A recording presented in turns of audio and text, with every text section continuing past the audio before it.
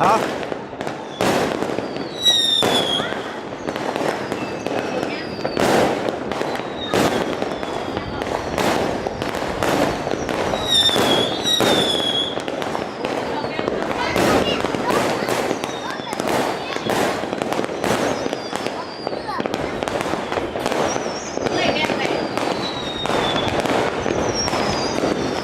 Thế kìa, Giang soi kìa, sợ không?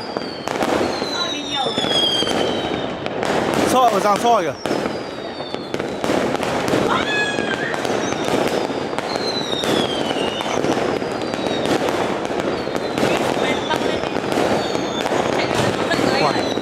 Bà bé.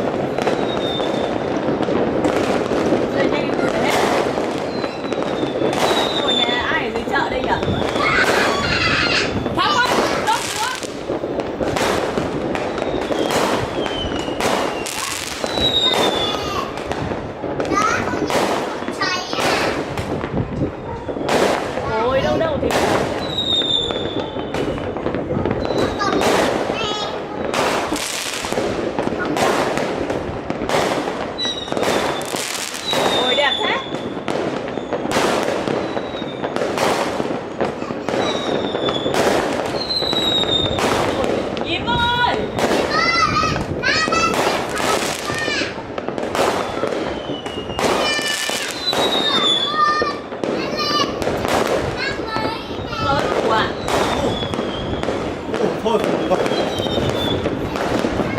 Người ta sơn rất nhiều nhỉ.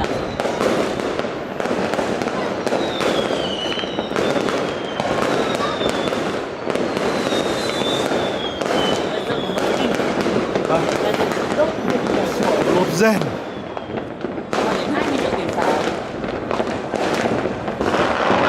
Đang so kìa, sợ không? Ôi xời.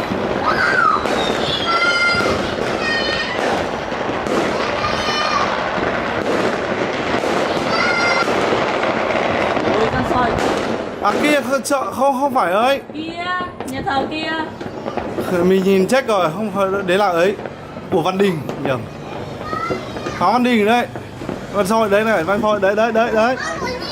Pháo Văn Đình. Văn Đình chứ không soi làm gì mà nó to thế. Đấy. Văn Đình xa. Nhà Minh Châu bây giờ mới ra. Này bác Dương mạnh nhỉ? Bác Dương nó sợ. Đây đạn này đang đấy hết rồi. Đang kêu con kìa. Đây tôi.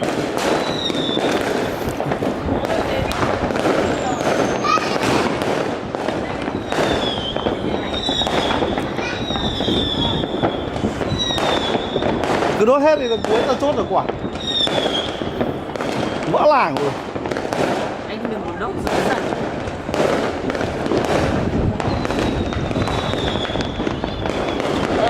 Cái kia là Văn Đình. Văn Đình.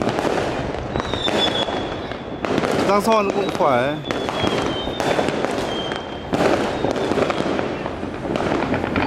Bạn của bà Dương đốt sợ thật. Bà Dương chắc là phải 20 triệu tiền sao nhỉ? Rèn từ lúc nãy.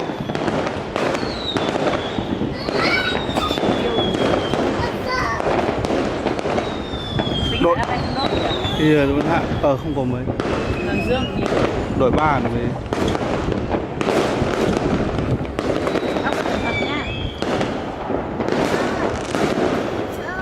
bao nhiêu tiền?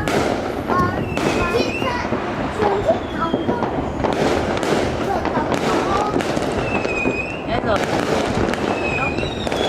Định 15 phút rồi mà. Đến đấy rồi à? Mấy giờ? Kia đẹp nhiều. Rồi thắp rồi. Thôi đi. Thôi không sao. Xem đi. Dương đốt kinh nhỉ? Bà Dương nó đốt sớm là thành dạo rực, đốt sớm sớm hết. Bây giờ có 4 phút là hết pháo rồi. Tại làng mình hết thôi rồi, bà Dương nó có hết đâu. Bà Dương nó phải 20 triệu tiền pháo đấy.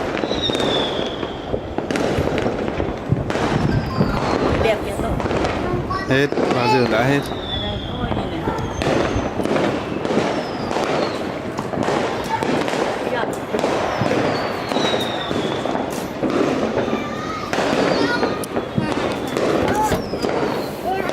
Từ từ. Đi không, để bố quay.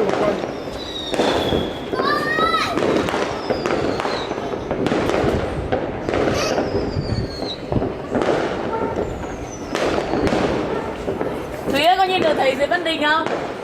Thấy rồi. Văn Đình chỗ này này. Văn Đình đẹp lắm. Đốt to nhiều. Không được gì. Hết rồi. Này còn có cây dương đốt không? Để bác nào bên này này hả? Anh ba dương thì bác nào? Kia là gì răng soi đúng không? Đây. Đâu, đâu không.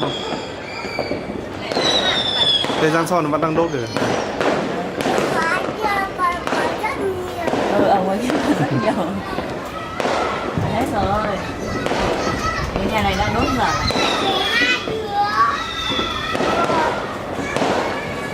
Đằng này cũng nhiều nhỉ. Nhiều kinh khủng. Con lại đằng trước con xem. Đấy.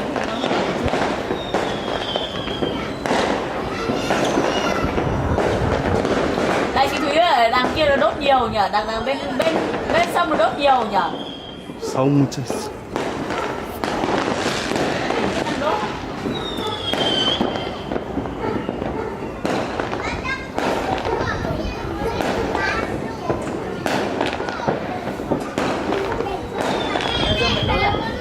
Không.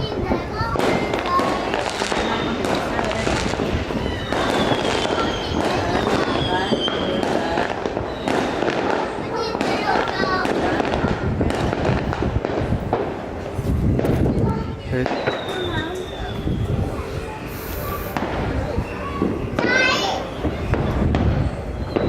Hết rồi. Nói tóm lại là bây giờ đốt nhiều nhất. Bố nhìn bên kia lốt kìa. Ừ. Thật không? Chú bù. Hay lắm. Chớp, chúc mừng năm mới. Còn lại đốt nốt đi.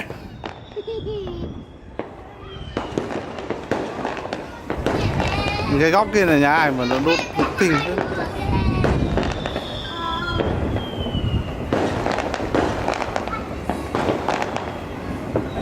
Thôi hết cả mỗi góc này. Thế là thóc ra đốt. Đấy nhá, lửa dây điện. Điện đâu, cho bọn nó ra hẳn kia thì anh đốt quả này. Anh bị Điên này. Đốt quả pháo chắc gì đã nổ.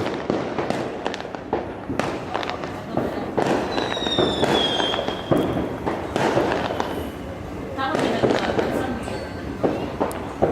Rồi. Hết rồi. Thóc đi vào, thóc đi vào đi.